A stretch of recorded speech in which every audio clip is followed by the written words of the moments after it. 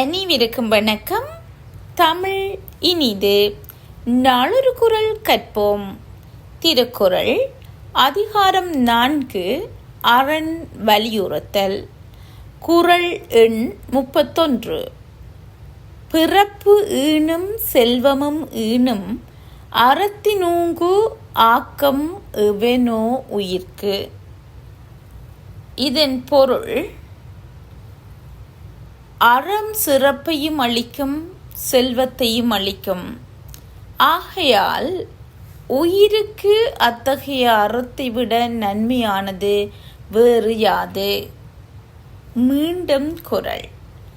பிறப்பு ஈனும் செல்வமும் ஈனும் அறத்தினூங்கு ஆக்கம் எவனோ உயிர்க்கு. நன்றி. வனிதாமதி வரதராஜா.